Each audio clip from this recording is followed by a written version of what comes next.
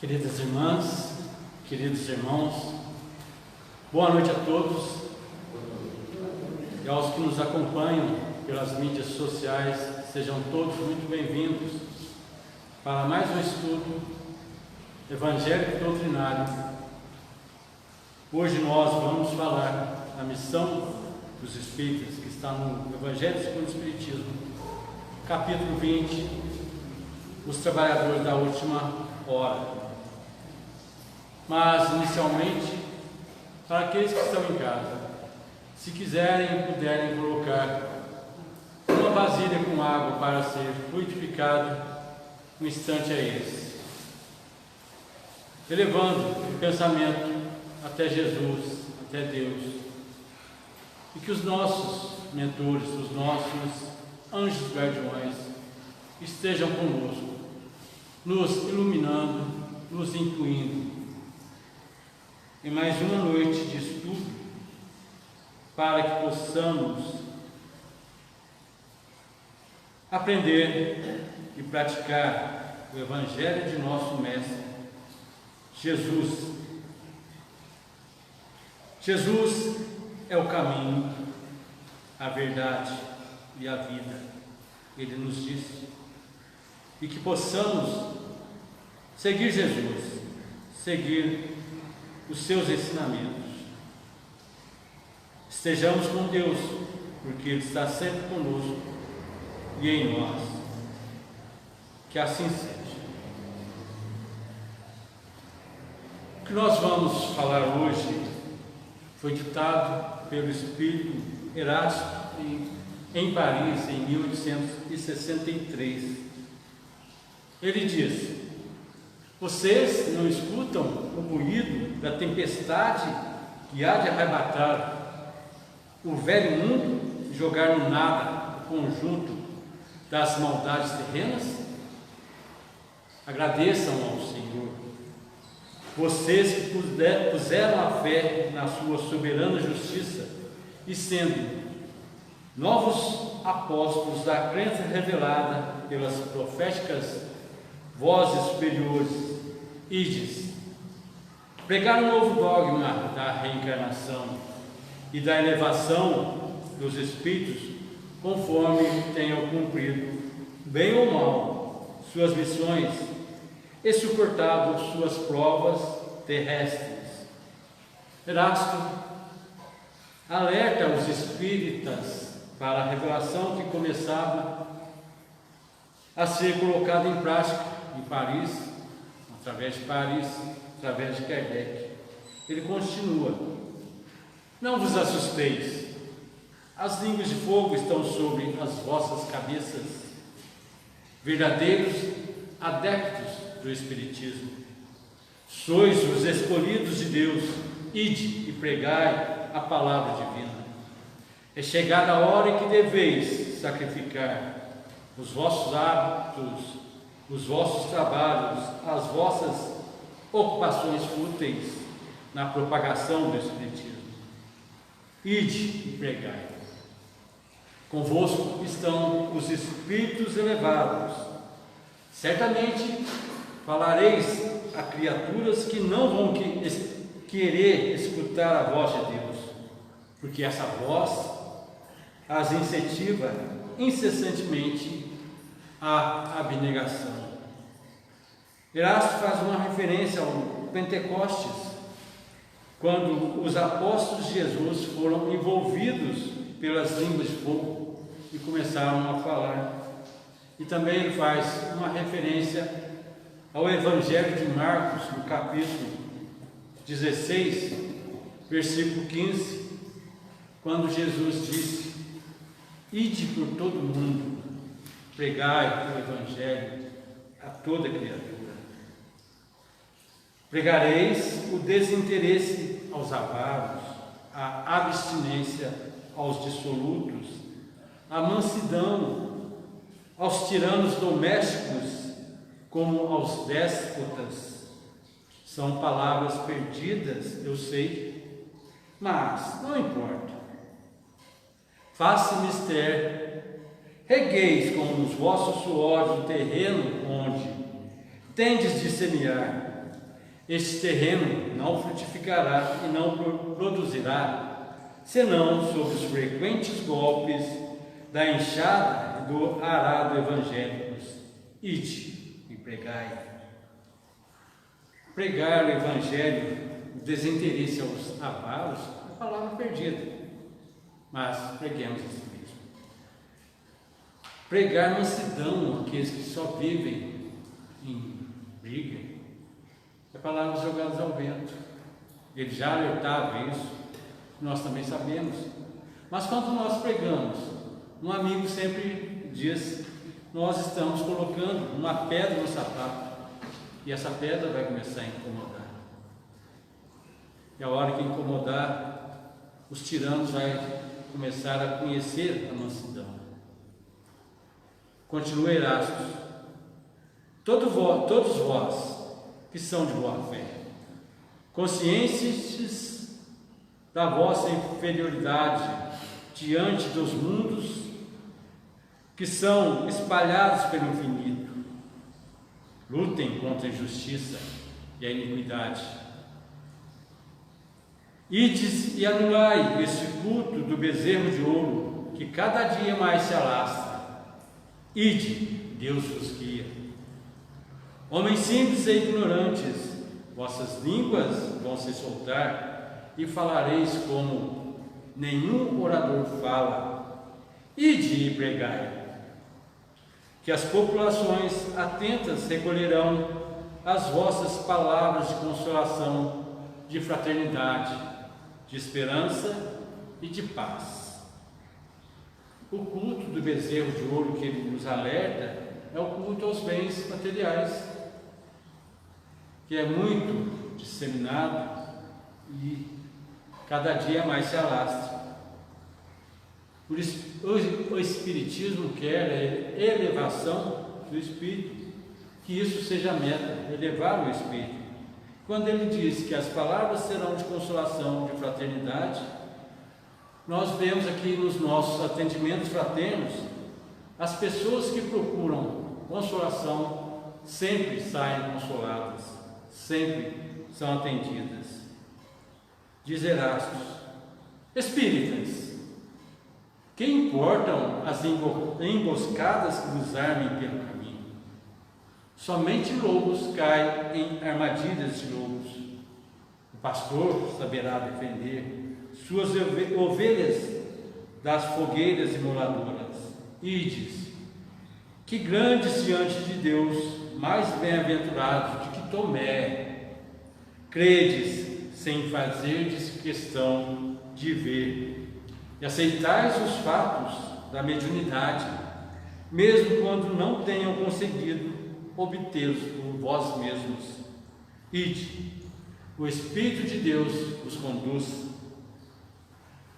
Kardec alerta: os sinceros adeptos do Espiritismo não são os que se sentem tocados pela observação de fenômenos extraordinários, isto é, os fenômenos mediúnicos, mas os que recebem do Espiritismo a consolação para suas almas, aqueles que ficam livres da dúvida, aqueles a quem o ânimo foi levantado na aflição, que ganharam forças na certeza do futuro, no conhecimento do seu ser espiritual, de seus destinos.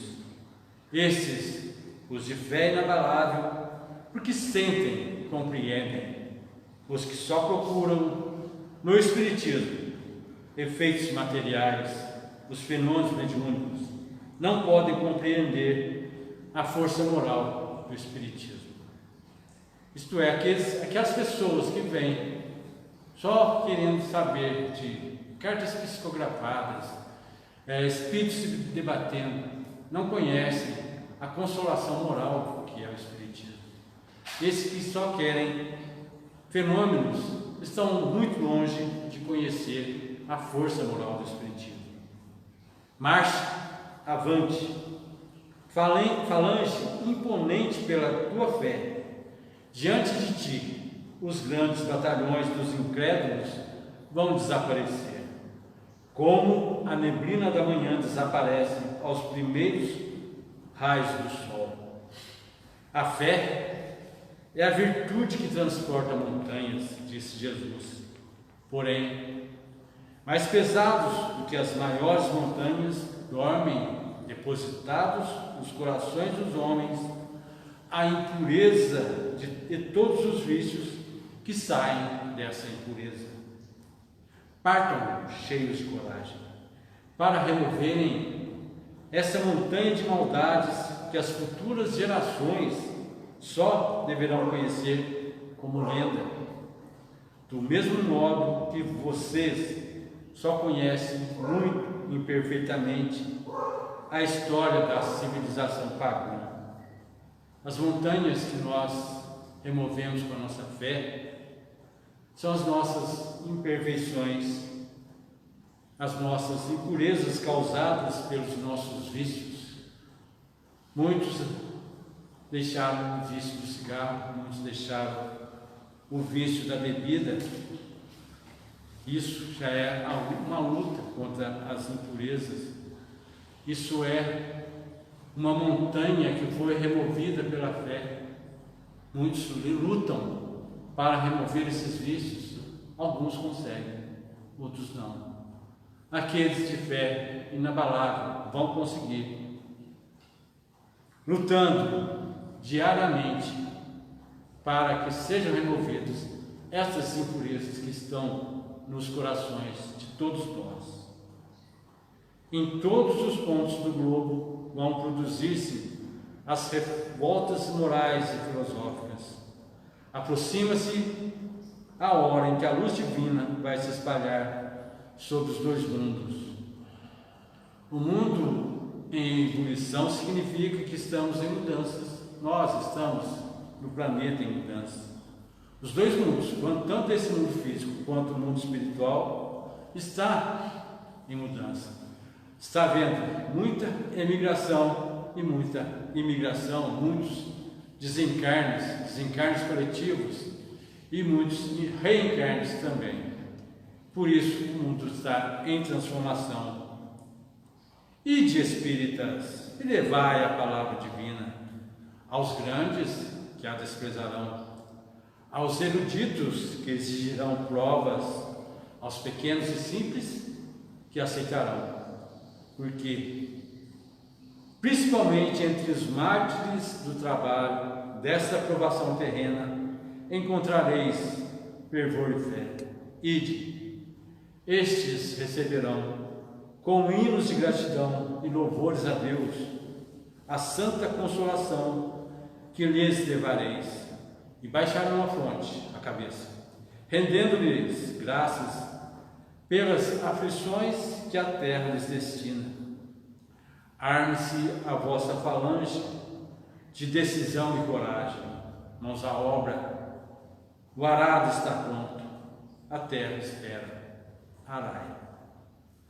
O arado que ele se refere são os ensinamentos que estão nas obras espíritas, e a terra somos todos nós, sedentos de conhecer as nossas tarefas e trabalhar em prol da caridade. Trabalhemos para a disseminação dos ensinos do Cristo e do Evangelho. Ide e agradecer a Deus a gloriosa tarefa que Ele nos confiou. Mas atenção! Entre os chamados para o Espiritismo, muitos se transviaram. Atenção no vosso caminho e seguir a verdade. Reconhece-se o verdadeiro espírita pela sua transformação moral e pelos esforços que emprega para domar suas más inclinações, suas más tendências. Está no Evangelho segundo o Espiritismo. Os espíritas são servidores que se empenham em se tornar pessoas de bem, que não ignoram a transitoriedade da vida no plano físico e que servem a Jesus como Mestre e Senhor. Todos nós que estamos no Espiritismo sabemos que a nossa vida é transitória. estamos aqui na terra por breve tempo. Compreendem que o reino de Deus ainda não é da terra. Não se pode satisfazer a Jesus e ao mundo a um só tempo. O vício e o dever não se aliam na marcha diária. Cristo é a linha central de nossas meditações. Ele é a nossa luz e nos quer para a redenção. Com os sacrifícios de seu amor, somos servos dele. Precisamos atender seus interesses sublimes com humildade. Nós, já disse outra vez aqui, nós precisamos de Jesus, mas Jesus também precisa de nós. Nós precisamos de Jesus nos dando luz e ensinamentos. E Jesus precisa de nós para que disseminemos os ensinamentos que Ele nos deixou. Precisamos atender seus interesses sublimes com humildade. E para isso é necessário não fugir do mundo, nem das responsabilidades.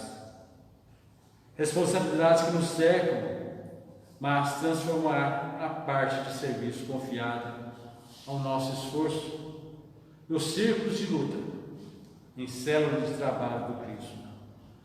A tarefa principal do discípulo é compreender o caráter transitório da existência carnal, consagrar-se ao Mestre como centro de vida e oferecer aos semelhantes os seus divinos benefícios. Nem todas as pessoas que participam de uma casa espírita são espíritas. Existem diferentes motivos para elas virem a um centro espírita, a uma casa espírita. São vários motivos. Existem aquelas que estão ligadas ainda a outras religiões, que mesmo gostando dos ensinamentos do Espiritismo. Em geral, são pessoas espiritualistas que buscam algo além das condições materiais que no mundo se encontra mergulhado. Todas as religiões são fundadas sobre o espiritualismo. Quem quer que creia que em nós não existe outra coisa além da matéria é espiritualista, que não implica a crença nos espíritos e nas suas manifestações. Assim, antes de ser espírita, é espiritualista. Todos aqueles que têm uma crença em algo além do corpo físico é espiritualista. Nem todo espiritualista é espírita, mas todo espírita é espiritualista. O espiritismo é toda uma ciência, toda uma filosofia. Portanto, quem quiser conhecê-lo precisa dispor-se a um estudo sério e convencer-se de que ele não pode, o espiritismo, como nenhuma outra ciência, ser aprendida como se estivéssemos brincando. O espiritismo diz respeito a todas as questões que interessam a humanidade. Seu campo é imenso e devemos encará-lo principalmente pelas suas consequências. A crença nos espíritos é a sua base, mas essa crença não basta para fazer de alguém um espírita esclarecido, como a crença em Deus não faz um teórico. Acreditar nos espíritos não me torna um espírito. Eu acreditar em Deus não me torna um teólogo. Eu plantar um pé de samambaia não me faz um agricultor. Então, para ser espírita, é preciso estudar um pouco mais. E devemos também transmitir esses ensinamentos. Espírita é aquele que estuda, aceita e pratica os princípios doutrinários, feitos para melhorar, com o tempo, a renovação do espírito humano. O bom espírita sabe exemplificar. Aquele que pode ser qualificado de espírita verdadeiro e sincero se acha em grau superior de adiantamento moral. O espírito que nele domina a matéria lhe dá uma percepção mais clara do futuro.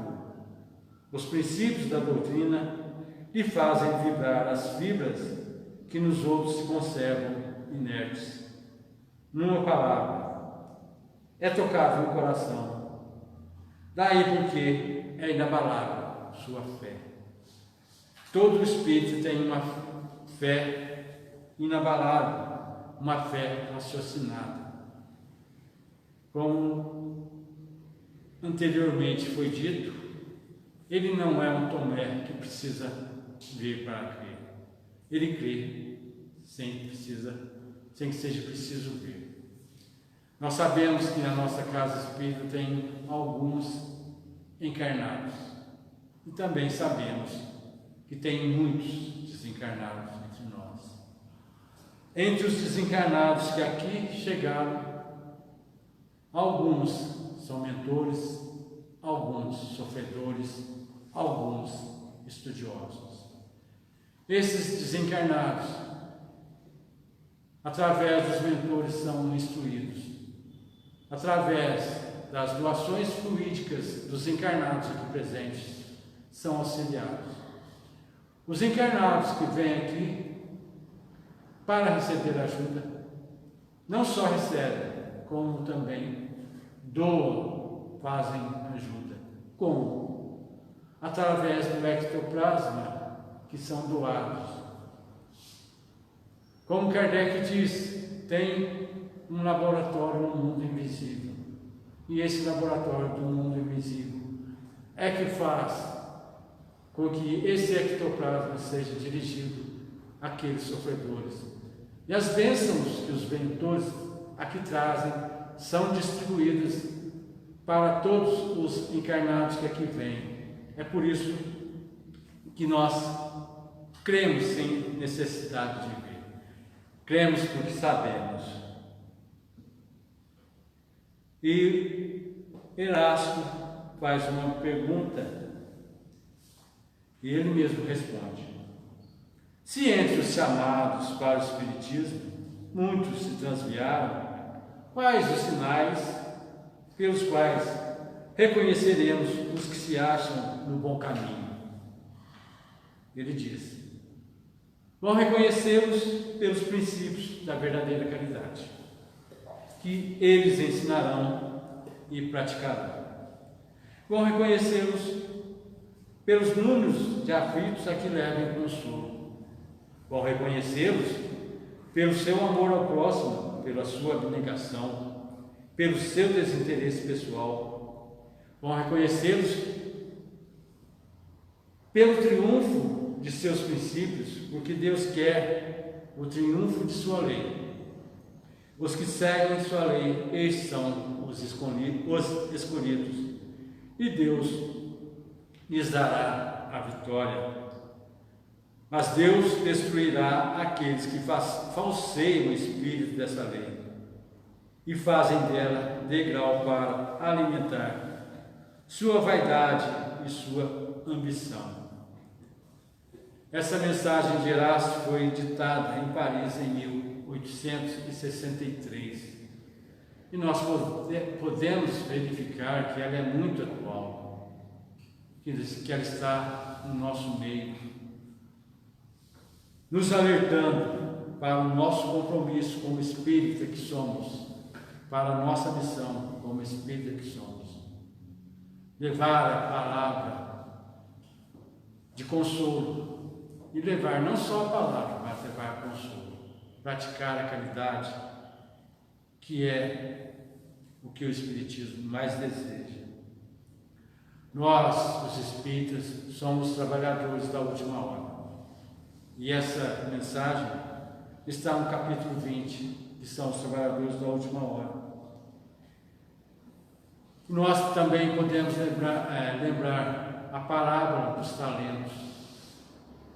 Aqueles servos que receberam 5, 3 e 1 talento. Os que receberam 5 multiplicaram, os que receberam 3 multiplicaram os talentos, e o que recebeu 1 enterrou esse talento.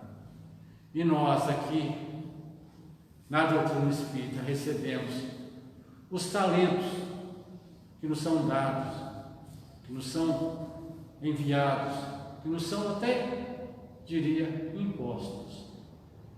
Quer ajudar na evangelização do nosso planeta. Não precisamos ficar nas praças gritando: Jesus é o Salvador, mas podemos consolar aquela pessoa que vem do nosso lado, pedindo essa ajuda. Muitos vêm ao nosso encontro quando estão debatendo já com a corda no pescoço, literalmente, pronto para se enforcar. E às vezes uma palavra nossa não só corta a corda, como derruba a árvore em que ela pensava em se enforcar. Muitas vezes a nossa palavra incentiva uma pessoa a procurar uma casa de religião, não importa se é um centro espírita, se é uma igreja católica, se é um centro de umbanda, se é uma casa evangélica, desde que nós possamos levar o Evangelho de Jesus. Foi isso que ele diz através de Marcos: ide e pregai a toda a gente, levai o Evangelho, levai as boas novas. Nós também podemos lembrar a parábola do semeador, aquele semeador que saiu a semear. Muitas sementes caíram no pedregulho, muitas sementes caíram nos espinheiros, mas algumas caíram em bom terreno e frutificaram, nasceram e frutificaram e deram muitos frutos. Que a nossa palavra, como espírita, possa frutificar e dar bons frutos. Que a nossa palavra, que é a nossa missão, possa chegar até aqueles que precisam de nós. O verdadeiro espírita jamais deixará de fazer o bem, afagar corações aflitos, consolar, acalmar desesperos, operar reformas morais. Essa é a sua missão. É nisso também que encontrará satisfação real. Cada pessoa que a gente livra de cometer um desatino, para nós é uma satisfação imensa. Mas nós devemos saber que nós não agimos por nós mesmos. É Jesus que age por nós. Eu agradeço a atenção de todos e já com o pensamento elevado, aquelas pessoas que estão em casa, que ainda não colocaram a vasilha com água para fluidificar o instante é esse. Então, façamos a prece de encerramento.